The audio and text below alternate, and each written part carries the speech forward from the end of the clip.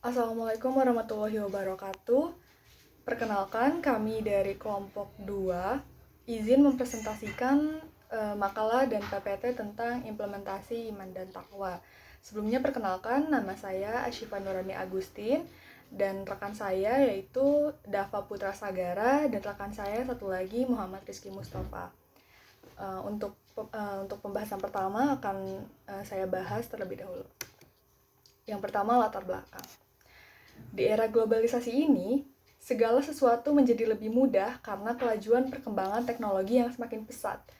Zaman modern yang serba mudah ini sangat dibutuhkan pendidikan agama Islam bagi umat muslim untuk menjadi perisai dari pengaruh buruk di kehidupan modern.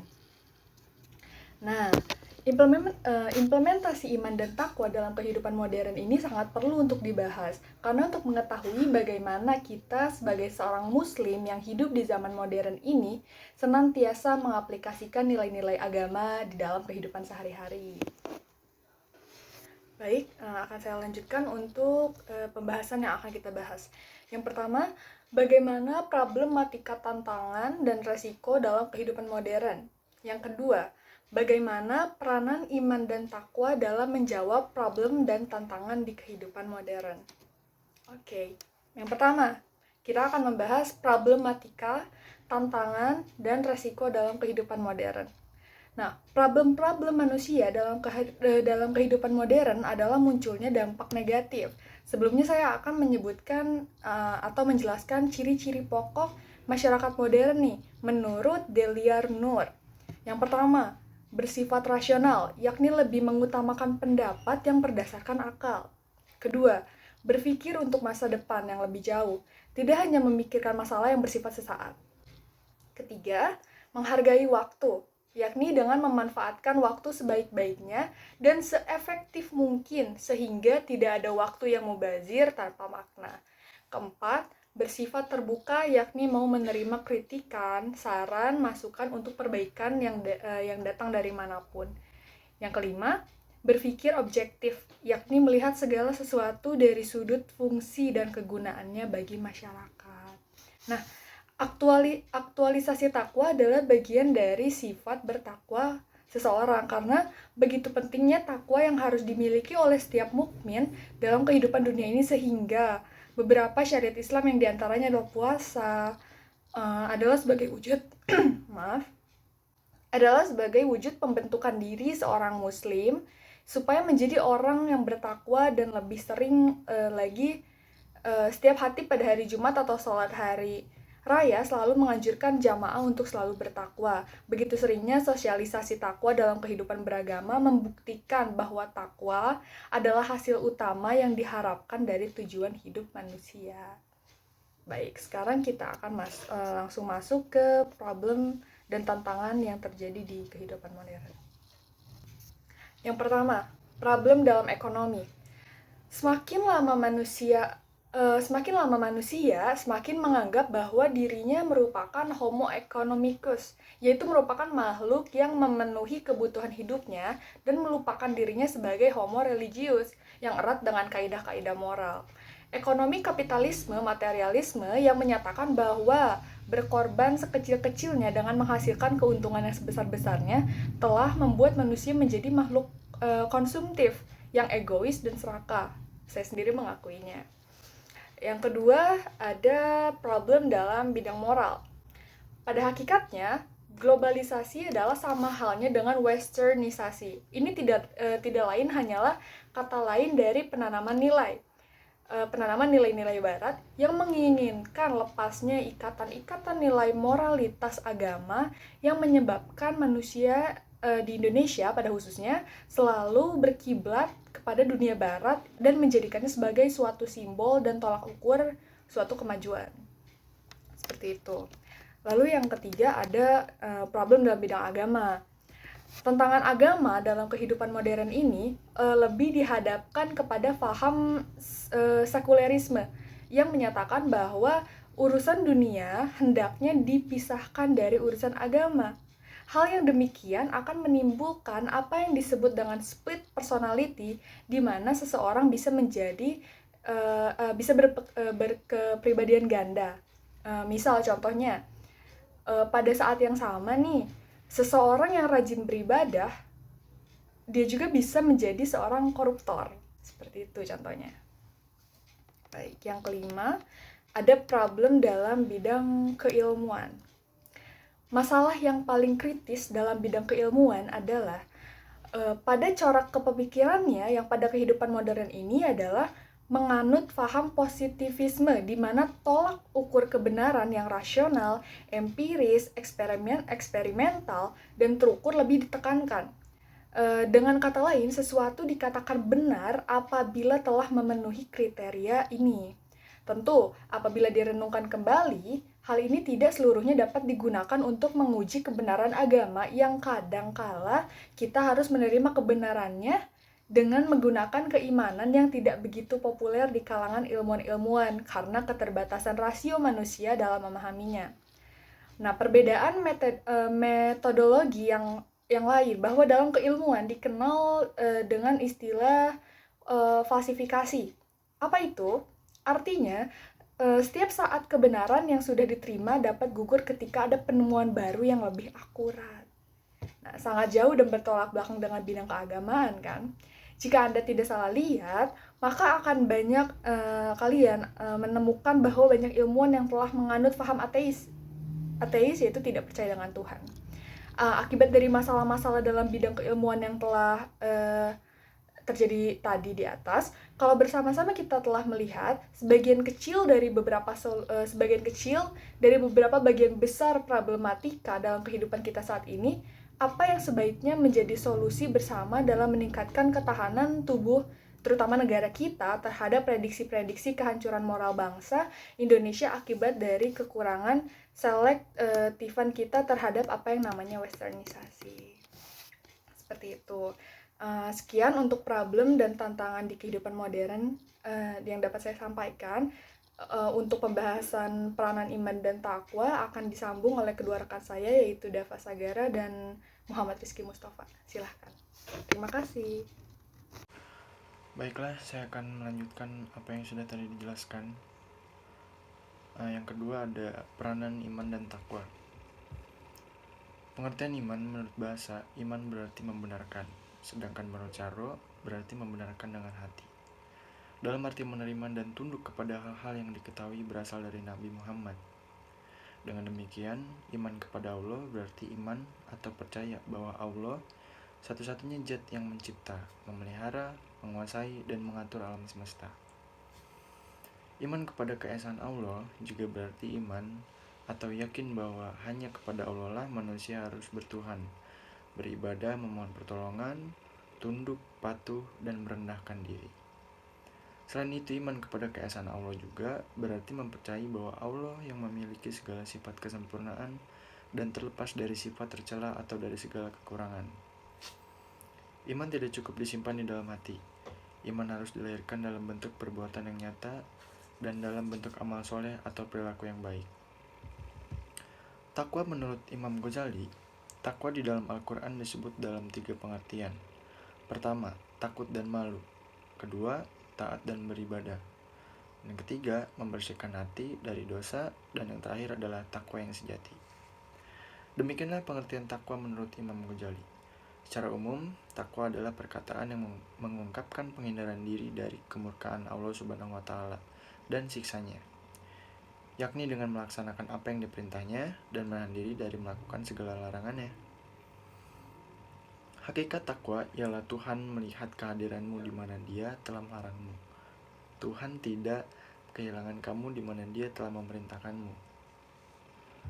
Peran iman dan takwa di dalam problem dan tantangan kehidupan modern adalah suatu masalah besar yang harus dihadapi oleh setiap orang. Karena setiap yang kita lihat selama ini semakin berkembangnya zaman pasti akan ada perubahan, baik dalam segi moral, agama, budaya, maupun dalam segi sosial kehidupan di dalam masyarakat. Dan yang paling utama dalam segi agama, kepercayaan dan keyakinan, sehingga dalam segi iman dan takwa pun berkurang.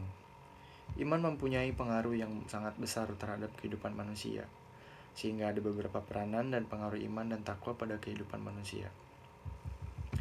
Yang pertama ada melenyapkan kepercayaan pada kekuasaan benda. Pegangan orang yang beriman adalah surat Al-Fatihah ayat 1-7. Karena dalam kandungan surat tersebut memberikan pengertian bahwa jika Allah telah memberi pertolongan, tidak ada satupun kekuatan yang mampu untuk mencegahnya. Dan sebaliknya, jika Allah menimpakan suatu bencana, maka tidak ada satupun kekuatan yang sanggup untuk menahannya. Itu semua untuk menghilangkan kepercayaan pada kufarat, tahayul, ataupun jampi-jampi. Yang kedua ada menanamkan semangat berani menghadapi maut. Pegangan orang beriman pada persoalan hidup dan mati terdapat pada Al-Quran, surat An-Nisa ayat 78. Takut akan menghadapi maut membuat seseorang menjadi pengecut, sehingga tidak berani mengungkapkan kebenaran atau mengambil risiko. Karena dimanapun engkau berada, kematian akan mendapatkanmu, kendati pun kamu berada dalam benteng yang tinggi dan kokoh. Lalu yang ketiga ada menanamkan self-help dalam kehidupan. Pegangan orang beriman dalam hal ini ialah firman Allah dalam surat Hud ayat 6. Tidak ada satupun makhluk bergerak atau bernyawa di bumi melainkan semuanya dijamin Allah rezekinya, ia mengetahui tempat kediamannya dan tempat penyimpanannya. Rezeki dan mata pencaharian sangat diperlukan dalam kehidupan manusia sehingga terkadang banyak orang yang terlena dengan melakukan kemaksiatan dan memperoleh penghasilan. Sebagai orang yang beriman, kita harus berusaha dan usaha yang baik dan diridhoi Allah Subhanahu wa taala. Karena sesungguhnya Allah mengetahui usaha apapun yang kita lakukan dan dapat merubah derajat suatu kaum apabila berusaha. Lalu yang keempat ada memberikan ketentraman jiwa. Pegangan orang beriman dalam hal ini terdapat dalam surat Al-Rod ayat 28. Yang dimana orang-orang yang beriman dan hati mereka menjadi tentram dengan mengingat Allah. Mereka yang mendapat petunjuk adalah orang-orang yang beriman kepada Allah dan Rasul-Nya. Dan zat mereka menjadi tenang, tentram dengan banyak mengingat Allah. Manusia terkadang dilanda resah dan duka cita, namun dalam hati orang yang beriman mempunyai keseimbangan sehingga hatinya tentram dan jiwanya tenang. Yang kelima ada mewujudkan kehidupan yang lebih baik. Hal ini dijelaskan dalam surat An-Nahl ayat 97. Ini merupakan janji Allah bahwa barang apa yang mengerjakan amal soleh, baik itu laki-laki maupun perempuan, dalam keadaan beriman, maka akan diberikan kehidupan yang baik dan akan diberikan balasan yang lebih baik daripada apa yang mereka kerjakan. Lalu yang keenam ada melahirkan sikap ikhlas dan konsekuen. Pegangan hal ini terdapat dalam surat Al-An'am ayat 62 yang dimana kemudian mereka hamba-hamba Allah dikembalikan kepada Allah penguasa mereka yang sebenarnya. Ketahuilah bahwa segala hukum pada hari itu ada padanya, dan ialah pembuat perhitungan yang paling cepat. Iman memberi pengaruh untuk selalu berbuat ikhlas dan tanpa pamrih. Orang beriman senantiasa konsekuen dengan apa yang diikrarkannya, baik dengan lisan maupun hatinya. Lalu yang ketujuh ada bekal kehidupan terbaik. Takwa adalah sebaik-baiknya bekal bagi kehidupan seorang mukmin baik di dunia maupun di akhirat. Terdapat pada surat Al-Baqarah ayat 197, yang dimana dan sesungguhnya sebaik-baik bekal adalah takwa. Karena orang yang bertakwa, dia akan senantiasa mengadakan pembenahan diri mereka untuk menjadi orang yang sukses, bukan hanya sukses di dunia, tetapi juga sukses di akhirat. Di samping itu, orang yang bertakwa, dia akan memiliki kecerdasan dalam mengatur dirinya. Dia tidak akan mudah tenggelam dalam angan-angan dan amal yang sia-sia. Saya ingin melanjutkan presentasi dari Bapak. Jadi menurut seorang ulama, seorang pemuda itu memiliki 3 peranan penting. Yang pertama ada sebagai generasi penerus, yang kedua sebagai generasi pengganti, dan yang ketiga sebagai generasi pembahari. Untuk generasi penerus, mahasiswa dapat diharapkan mampu menjadi penerus nilai-nilai kebaikan dari suatu generasi terdahulu. Yang kedua, ada generasi pengganti. Mahasiswa diharapkan mampu mengganti nilai-nilai dan karakter yang rusak dengan yang baru dan lebih baik. Dan yang ketiga, ada generasi pembahari. Mahasiswa diharapkan dapat memperbaiki dan memperbarui kekurangan maupun kerusakan yang ada pada generasi terdahulu. Nah, jadi seseorang yang memiliki keimanan dan ketaatan kepada Allah dalam kehidupan sehari-harinya akan selalu berperilaku sesuai dengan perintah Allah dan menjauhi semua larangannya. Berikut ada contoh implementasi iman dan takwa di kehidupan modern. Yang pertama, menjauhi pergaulan bebas yang mana dapat menjerumuskan kita ke dalam kemaksiatan. Yang kedua, selalu menyampaikan sesuatu di sosial media sesuai dengan ajaran yang ada dalam hadis dan Al-Quran. Yang ketiga, selalu disiplin dalam beribadah walaupun sedang dalam kesibukan dan jadwal yang padat. Yang keempat, kritis dalam berinteraksi di dunia maya sehingga tidak melakukan perbuatan yang dilarang Allah Subhanahu wa taala. Kesimpulannya adalah iman dan takwa itu sangat penting di kehidupan modern. Jika dalam kehidupan modern yang serba canggih dan tidak menghiraukan lagi keimanan dan ketakwaan kepada Allah, maka akan banyak timbul problem dan tantangan yang terjadi seperti di bidang ekonomi, di sosial, agama, maupun di ilmu itu sendiri.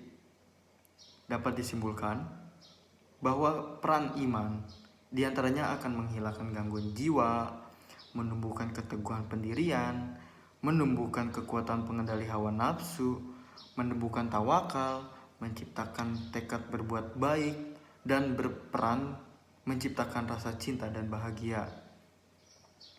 Pengaruh kekuatan iman melahirkan akhlak dan moral dalam kehidupan manusia seperti jujur, adil dalam segala situasi, diucapkan kebenaran walaupun terasa sangat berat, ditekan kebenaran sekalipun berakibat merugikan diri sendiri dan keluarganya, bersikap adil dalam lawan sebagai bersikap adil di tengah-tengah kawan.